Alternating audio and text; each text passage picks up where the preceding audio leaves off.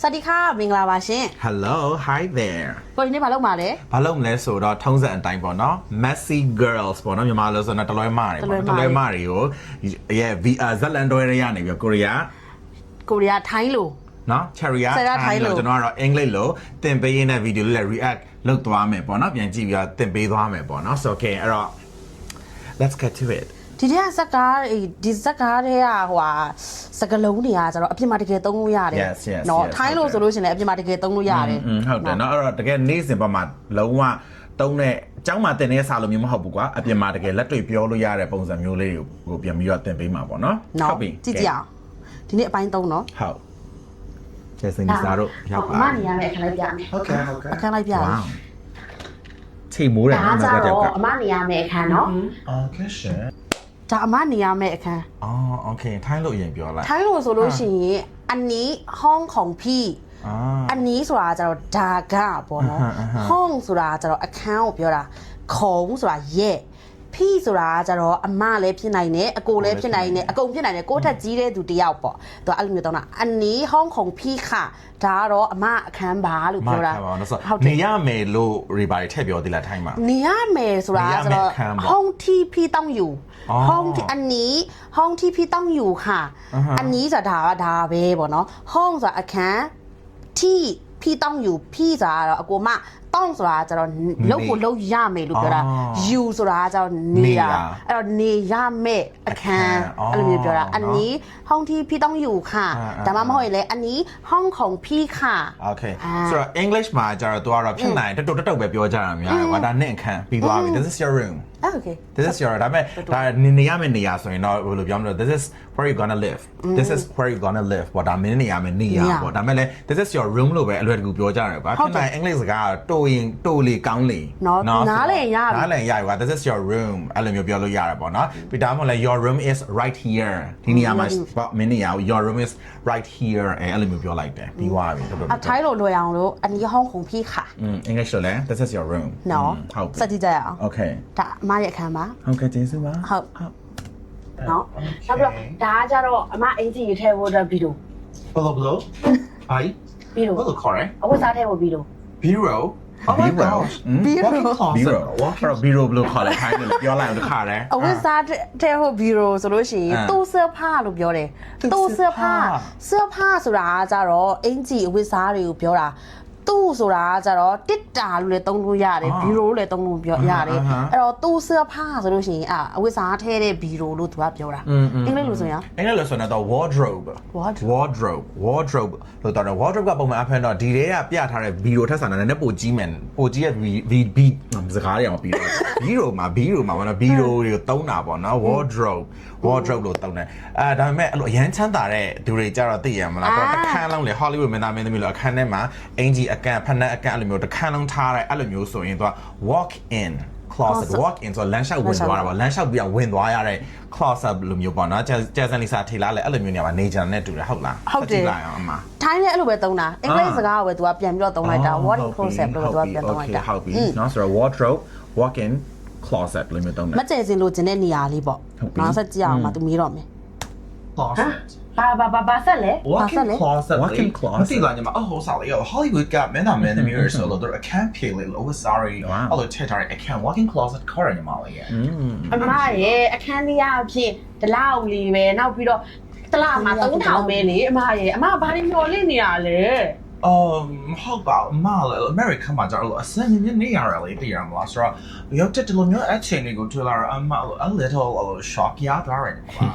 ရှော့ဖြစ်သွားလားအဲ့ဆိုလည်းဆေးရုံမှာတစ်ခါလေးသွားနေလိုက်ပါလား ambulance ခေါ်ပေးမယ်ပါတယ်လေဟုတ်ပြီဆေးရုံမှာတစ်ခါလေးသွားနေလိုက်တာပြောထိုင်းလို့ရင်ပြောထိုင်းလို့ပြောမယ်ဆိုလို့ရှိရင်ไปอยู่โรงพยาบาลเลยไปอยู่ဆိုတော့သွားနေလိုက်လို့ပြောတာโรงพยาบาลသူများတော့ခိုင်းတာဟုတ်တယ်အမရှော့ဖြစ်သွားတာမလားအစောနာရှော့ဖြစ်သွားတာအဲ့ကြောင့်မလို့ဟိုပါပေါ့ဆေးရုံမှာတစ်ခါလေးသွားနေလိုက်တော့ဆေးရုံမှာပဲသွားနေလိုက်တော့ရှော့ဖြစ်သွားတယ်ဆိုအဲ့ဆိုဆေးရုံမှာပဲသွားနေလိုက်ဆိုလို့ရှိရင်ไปอยู่โรงพยาบาลไปอยู่ไปဆိုတာသွားတာ you ဆိုတာအစနာပြတယ်နေတာလို့ပြောတာโรงพยาบาลဆိုတာကြတော့ဆေးရုံကိုပြောတာไปอยู่โรงพยาบาลဆေးရုံမှာသွားနေလိုက်လို့ပြောတာဟုတ်ပြီ ဆိုတော့ English မှာကြာတော့လဲဆေးရုံသွားလိုက်ပဲခုနလည်းမျိုး go to the hospital ဒါပေမဲ့ go to the hospital ဆိုရဲအတိတ်ပဲမျိုးမှာကြာ तू ကအမျိုးမျိုးဖြစ်နိုင်တယ်ဆေးရုံကိုရိုးရိုးပဲသွားတာလည်းဖြစ်နိုင်တယ်ဆေးရုံတက်ဖို့သွားတာလည်းဖြစ်နိုင်တယ်ကွာဆိုတော့ go to the hospital ဒါပေမဲ့ English စာမှာတစ်ခုသတိထားရမှာတော့ context လို့ခေါ်တယ် तू သုံးနေတဲ့ तू နေရတော့အရှိမကခုနကတော့ तू လဲ TikTok ကပြောနေတာက तू က shock ဖြစ်သွားလို့ဆေးရုံသွားတက်လိုက်လို့ तू ပြောချင်တာအဲ့တော့အဲ့အချိန်မှာ तू ကလည်းgo to the hospital just go to the hospital ဆေးရုံကသွားလိုက်တော့အဲ့လိုမျိုးပြောချင်တာအရှိရဟာနဲ့ပြန်ဆက်ဆက်ရမယ်ပြန်ဆက်ပြီးယူလိုက်တဲ့ခါမှာဒါဆေးရုံတက်ခိုင်းနေတယ်ဆိုတာကိုသိရမယ်ရိုးသွားခိုင်းတာမဟုတ်ဘူးဒါပေမဲ့တကယ်လို့အရှိရतू ကshock ဖြစ်သွားတဲ့ဟာမပါဘဲနဲ့တခြားကိစ္စတစ်ခုမှာဆိုရင်တော့ go to the hospital လို့ပြောလိုက်တာတတိုင်းရိုးသွားခိုင်းတာလေ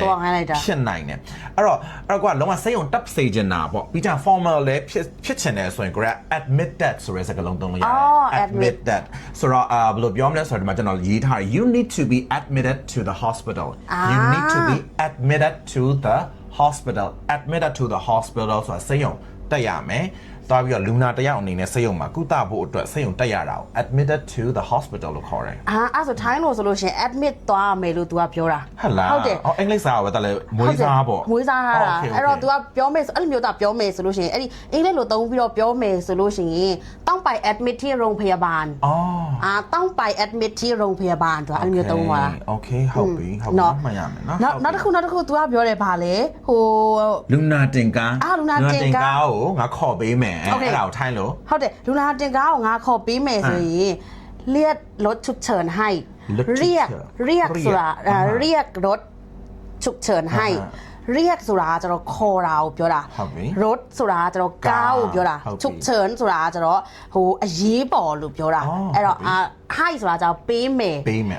เรียกรถฉุกเฉินให้เรียกรถฉุกเฉินให้အဲ့ဒါဆိုလို့ရှိရင်အရေးပေါ်ကားခေါ်ပေးမယ်လို့ပြောတာအဲ့တော့ဆေးရုံသွားတော့အမှားဟုတ်ပြီဆိုတော့เนาะသူကအင်္ဂလိပ်လိုဆိုရင်လည်းသူကလွယ်ကူပြောလို့ရ I will ပေါ့နော် I will ရတော့ I'll get you an ambulance I'll get you an ambulance ပေါ့နော် ambulance ကိုငါခေါ်ပေးမယ်ဒါမှမဟုတ်လဲ I'm gonna call an ambulance for you မင်းတို့ငါလူနာတင်ရင်ခေါ်ပေးမယ်ပေါ့နော်လည်းပြောလိုက်လို့ရတယ်ဟုတ်ပြီနော်ဘာရှိသေးလဲကြံပြီလားကြည့်ကြည့်ရမယ်ဒီမှာပြောကြရင်ဘာရှိနေလဲတပ်ပေါ်ပြောပြတာပါတပ်ပေါ်ပြောပြတာပါအဲ့တော့နေလို့ရတယ်မလားချောတယ်နော်သူနေရမှာပေါ့ငါပြီဆိုတော့ညီမကပြောထားတယ်လို့ပဲเนาะဒီမှာနေတဲ့ခါကျရင်စီကန်းတော့ရှိနေပေးရမယ်ညီမကသဘောကောင်းမယ်ဒေါသတော့ကြီးတယ်စီကန်းရှိနေတာဆိုတော့ကျမတို့တွေဆရာတို့တွေဟိုကပထမအပိုက်မှာပြောပြီးသွားပြီဟုတ်လားအားတွေတော့ကြည့်လို့ရပါတယ်ဟုတ်ပြီမမေချာလိုက်တာရှင်โอเคဟုတ်ကဲ့အဆင်ပြေတယ်မလားအဆင်ပြေတယ်စိတ်မဖုန်းနဲ့တော့မောက်လို့စီကန်းရှိရရှောက်ရှင်ကျန်ရโอเคဟုတ်ပြီအမဘယ်လောက်နေမှာလဲမပြောရင်6လပြောရင်တော့တက်တော်နေတော့မယ်ကွာโอเคဘယ်နှလနေမှာလဲလို့ပြောလဲအင်္ဂလိပ်လိုအင်္ဂလိပ်လိုကြာဘယ်နှလဘယ်နှစ်မဟုတ်ဘယ်နဲ့ဘယ်လောက်ကြာနေမှာလဲအဲ့လိုမျိုးပြောပါတော့ဆိုတော့ how long are you gonna stay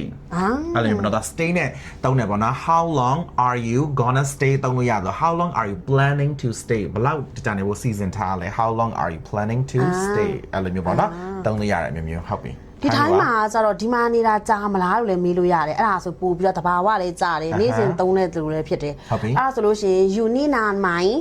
you ที่นี่นานไหม you ที่นี่ဆိုတာကျတော့ဒီမှာနေတာนานဆိုတာကျတော့ကြာတာမိုင်းဆိုတာကျတော့လာလို့ပြောတာအဲ့တော့ you ที่นี่นานไหมโอเค you ที่นี่นานไหมဒီမှာနေတာကြာမလားလို့ပြောလိုက်တာဟုတ်ပြီเนาะသူဘယ်လောက်နေမှာလဲပြောရင်ပြောရင်6လပြောရင်6လပြောရင်တစ်သက်လုံးနေပါမှာသူကယောက်ျားတွေပါယူအောင်မှာလို့ဟုတ်ပြီโอเคအဲ့ဆိုလို့ရှိရင်စာချုပ်မှာကျတော့6လစာပဲလုပ်ထားလိုက်အောင်နံပါတ်လာကကျတော့တစ်လချင်းစီပေးโอเคစာချုပ်မှာ6လဆိုတော့စာချုပ်မှာ6လလောက်ထားလိုက်ဆိုတော့ဥပမာဒီစာချုပ်တက်တန်းက6လပေါ့ဒီစာချုပ်တက်တန်းက6လဖြစ်မယ်ဆိုတော့ the contract is for 6 months the contract is for 6 months ပြီးကြရင်တစ်လတစ်ခါပေးလို့ရဆို you can pay rent monthly လာစဉ်ဒါမှမဟုတ် once a month တစ်လတစ်ခါပေးလို့ရတယ်အဲ့လိုပြောလို့ရတယ်ပေါ့နော်ဆိုတော့ခုနပြောတဲ့ the contract is for 6 months ဆိုတော့ contract ကတော့6လပေါ့အဲ့တော့ကချုပ်ထားရအောင်ချုပ်ထားလိုက်မယ်လို့ပြောရင် let's နဲ့တွဲသုံးလိုက်တာပေါ့နော် let's make a 6-month contract let's make a 6-month contract ဆိုရင်စာချုပ်ချုပ်ထားကြရအောင်6လစာချုပ်ချုပ်ထားကြရအောင်လို့ပြောလိုက်တယ်ဟုတ်ပြောတော့ထိုင်းလို့အောင်ထိုင်းလို့ဆိုလို့ရှိရင်เซ็นสัญญาเช่า6เดือนเซ็นဆိုလက်မှတ်ထိုးတာสัญญาเช่าဟုတ်တယ် sign ကိုပြောတာနောက်တော့สัญญาเช่าဆိုတာကြာအစောကဟို EV1 မှာပြောခဲ့တယ်လို့မျိုးပဲစာချုပ်ချုပ်တာစာချုပ်ချုပ်တာ6เดือน6ဆိုတာကြာတော့နံပါတ်6ကိုပြောတာเดือน เดือนสุราจะละ လာ เซ็นสัญญาเช่า6เดือน อ๋อဟုတ်ပြီ เซ็นสัญญาเช่า6เดือนဆိုလို့ရှိရင်သူကစာချုပ်ချုပ်တာကြတော့6လတစ်လချင်းစီပေးလို့ရတယ် อือหือ เงิน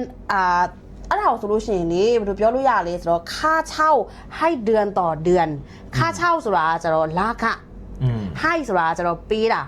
เดือนต่อเดือนဆိုတာကြတော့တစ်လချင်းစီได้လို့ထည့်လိုက်လို့ရသေးတယ်အဲ့ဒါကြောင့်ရတယ်ได้ไหมเนาะ โอเค ရှိသေးလားအင်္ဂလိပ်လိုရှိသေးလား မရှိတော့ဒါပဲ အဲ့တော့ပဲနော် လက်တိုင်းမိုင်းဟုတ်ဘူးမရှိတော့တာမဟုတ်ဘူးရှိ ရှိအောင် သေးတယ် မယ် ပေါ့ဒါပေမဲ့ဟိုဘယ်လိုပြောမလဲဟို formal ကြတုံးရမယ့်ဟာတွေပါတယ်ပြောဒါပေမဲ့ဒီမှာကျတော့ Jason Lee Taylor တော့ကျတော့အထူးနေမဲ့တငယ်ချင်းလို့ဖြစ်လာမှာဘာဆိုတော့ရင်းနှီးပွားမှာဆိုတော့လူငယ်ချင်းချင်းဆိုတော့လည်းပေါ့ပေါ့ပါပဲပြောနေတဲ့အတုံးနှုံးလေးပဲပြောပြသွားတာပေါ့တကယ်တော့ English ကမှလည်းဒီတစ်ခုပဲပြောလို့ရတဲ့နည်းတွေအများကြီးရှိတယ်အဲ့လိုမျိုးပေါ့နော်ဒါပေမဲ့ဗီဒီယိုအရင်ရှိသွားမယ်ကွယ်ဆိုတော့နောက်ကျမှပြီးတန်တင်ပေးမယ်နော် Okay ကြည့်ကြည့်လိုက်ပါပြီးပြီထင်တယ် ပြီးကန်နေပြီဟုတ်တယ် Okay. Daniel, Amaga, Tanning and culture, Timur, Lila, and Asher, all of really, Dobby Lila, Yamin, Neil, Emma, recommend beyond animal. โอเคရတယ်ဒါပေမဲ့အခုအမခဏနားလာပြီးမှတက်တက်ထုတ်ကြမယ် Okay, well, okay, bye bye. အဲ့ဘာကြံသေးလဲ ဘာမှမကြံတော့ပါဘူးခုနကသူအင်္ဂလိပ်လိုပြောသွားဆိုတော့ recommend တကယ်တော့ recommend မဟုတ်တော့လို့ဘိုးတန်ပေးအများကြီးပြောတယ် recommend recommend ပေါ့နော် recommend လို့ပြောရဲဟာ recommend ကဘာလို့တာလဲဆိုတော့အကြံပေးတာပေါ့နော်အဲ့လိုမျိုးပေါ့နော်အကြံပေးတယ်ပြီးကြရင်ဘယ်နေရာလေးတောက်ဖို့ကောင်းတဲ့အဲ့လိုမျိုး review ပေးတဲ့ပုံစံမျိုးပေါ့နော်ဒီနေရာလေးကောင်းနေနော်ဆိုအဲ့လိုမျိုးပြောပြတာပေါ့ အကြံပေးတာအဲ့ဆိုထိုင်းလို့ဆိုလို့ရှိရင် แนะนำ แนะนำ ใช่เนาะအကြံပေးတာအဲ့လိုမျိုးပြောတာပေါ့ โอเค เนาะโอเค ဒါဆိုတို့လည်းကြည့်ရှုရတယ် recommend လုပ်မယ် not ဗာလဲ recommend လုပ်တာဘာလို့လဲဆိုတော့အများကြီးကြည့်ပေးပါလို့ဘာလို့လဲဆိုတော့ဘ ഹു တုတလည်းတိုးမယ်ခွေလဲခွေရမယ်ပေါ့ကွာနည်းနည်းလေးလို့စိတ်ညစ်နေတဲ့အချိန်မှာကိုရီယိုလာပြီးကြည့်ပြီးတော့ခွေလိုက်ပေါ့နော်အဲ့ဆိုခွေလဲခွေရမယ်စလဲရပါမယ် အများတန်းကြည့်ပေးဆိုလို့ရှိရင်แนะนำให้ดูทุกวันနေ့တိုင်းကြည့်ပေးလို့အကြံပေးတာ I recommend you to watch every day ဟုတ်ပြီဒါဆိုရင်ဒီနေ့တော့ဒီ episode 3ကိုလည်းဒီလောက်နဲ့ပဲရလိုက်တော့မယ်နော်အဲ့တော့ episode 4မှာလည်းဘာသာရေးသင်ပေးအောင်လဲဆိုတော့ဆက်လက်ပြီးတော့စောင့်နေကြည့်ရှုပေးကြပါအောင်ခင်ဗျာpage ကိုလည်း follow နဲ့ see first လုပ်ထားဖို့မမေ့ပါနဲ့ကဲအဲ့ဒါဆိုရင် Ta-da! bye bye